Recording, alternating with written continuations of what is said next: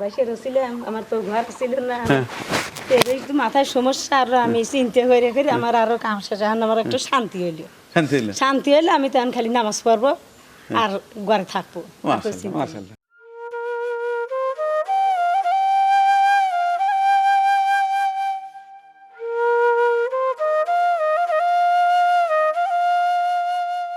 আমার নাম আকলিমা, বাড়ি কাওয়াক। আমি এই ঘরে থাকি, ভাঙাচুরের ঘরে থাকি, আমার তো কিছু নাই, মেয়ে চাল মানুষ, আমি কাম কাজ করি করে তো আমি ঘর তো তার দিবের ফেরতেছি না। আমার বয়স হয়ে গেছে, আমার ওষুধও খাওয়া লাগে, আবার কাম করে তো আমি ঘর তো তার দিবের ফেরতেছি না। তো ঘরটা আপনারা যদি দিলেন নি তো আমার খুব উপকার হইলেন।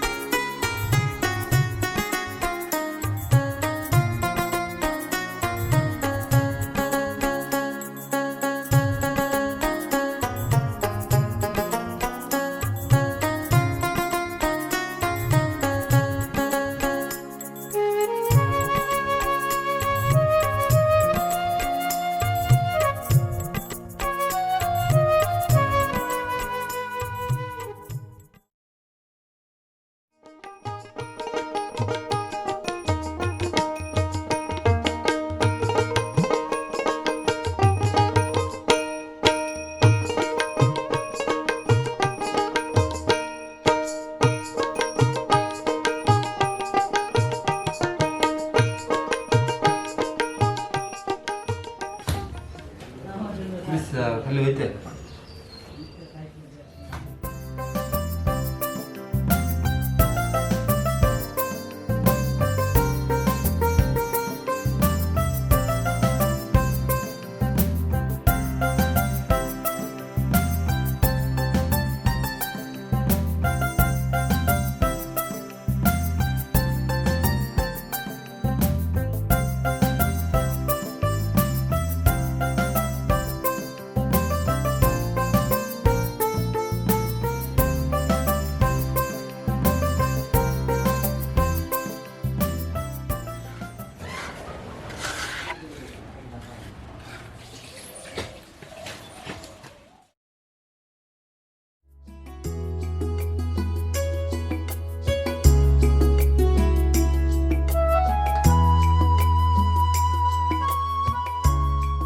তাইলে চলে এলাম না।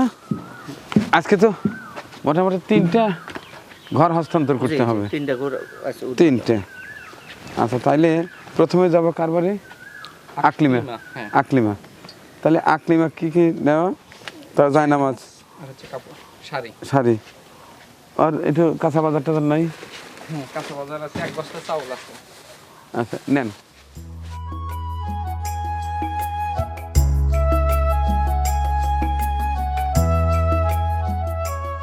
এ ঘর খেতে বলো তুমি? হ্যাঁ আরে বাবা, তুমি আলেয়া না? না আমি আকলিমা। আকলিমা। আচ্ছা, তুমি কি তোমার বাবার নাম আকবর না? হ্যাঁ হ্যাঁ, হ্যাঁ। সেই ছোটবেলা দেখছি। তাহলে চালের বস্তাটা নামাও। তারপরে যে আবার আরেকটু রোগ হয়ে আমার অনেক টাকা পয়সা। কাঁচা বাজার আর এই যে লাচ্ছার সময় দেখ, খোলেন তো দেখ কি কি আনছেন। হ্যাঁ, দুইটাতে লাচ্ছা। হুম।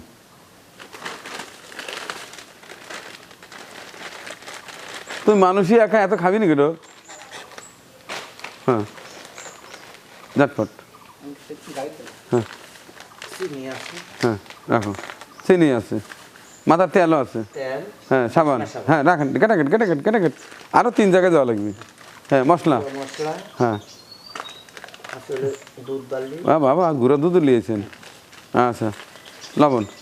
এটা আছে লবণ, হ্যাঁ, এটা হলো আপনার গুঁড়া সাবান, গুঁড়ান সাবান। হ্যাঁ, রাখেন। ডাল মুসুরের ডাল, এইখানে রাখেন। তেল, আর আছে হলো তেল, কাঁচামরিচ। হ্যাঁ, রাখেন রাখেন কেটাকেট। হ্যাঁ, রসুন, রসুন, আদা, আদা, পেঁয়াজ, পেঁয়াজ, আলু। আর আছে হলো আলু। তাহলে তো সবই হইলো। হ্যাঁ। হ্যাঁ, গাড়ি বাজার হয়েছে, নতুন ঘর হয়েছে। আচ্ছা, তাহলে আরও আছে। যেহেতু ঈদ, লেও তোমার লাই বুলবুলা শাড়ি নিয়েছি।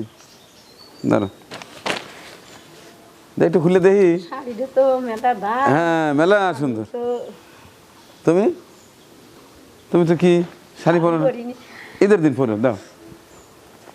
আচ্ছা, এরপরে এখানে আছে নামাজ কালাম পড়ো। হ্যাঁ মামা, নামাজ কালাম তো পড়লে কেন আল্লাহ যে আচ্ছা, এই যে এই লাও। চিনছো এটা কি? এটা খুব ভালো জিনিস। হ্যাঁ, আমার তো ছিঁড়াটা জারি হইলো। ভালো এলো বাবা দে। ভালো এলো না?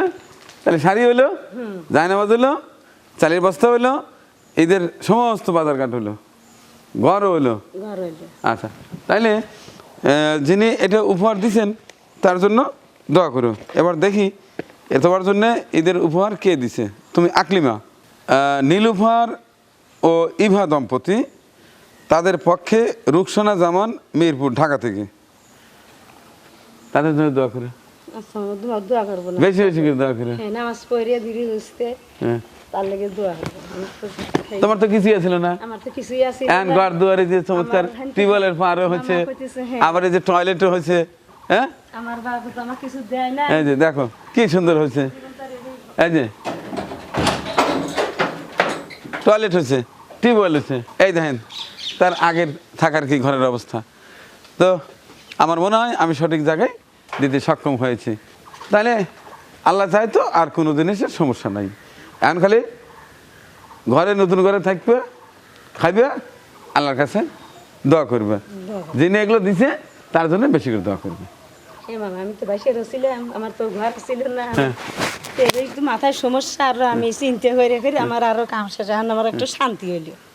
শান্তি হইলে আমি তখন খালি নামাজ পড়বো আর ঘরে থাকবো। আর তো চিন্তা নেই। মাশাআল্লাহ। তো নীলুফার ও ইভা, আপনাদের দেয়া এই চমৎকার উপহারটি এই ঈদের একদিন আগে এখানে হস্তান্তর করতে সক্ষম হলাম। তো দোয়া রইল আপনাদের জন্য। এই যে অসহায় এক বোন আসলেই খুব খুশি হয়েছে। তার শারীরিক একটু সমস্যা ছিল, এখনও আছে, যে কারণে বিয়ে থা করতে পারেনি, বিয়ে থা দিতে পারেনি, বাবার বাড়িতে থাকেন, খুব কষ্টে জীবনযাপন করছিলেন। যাদের বিয়ে হয় না, আমরা বাঙালিরা আমাদের মধ্যে এমন একটা খারাপ দিক আছে, সেই বোন ভাগ্নিদের আমরা তেমন একটা মূল্যায়ন করি না, এমনটি যেন না হয়। তো যাই হোক, আবারও ধন্যবাদ জানাচ্ছি এই আজকের উপহার যিনি দিলেন নীলুফা ও ইভা। আপনাদের জন্য অনেক অনেক ভালোবাসা জানাচ্ছি, দোয়া করছি মহান আল্লাহ যেন আপনার এই দান কবুল করেন। আমিন।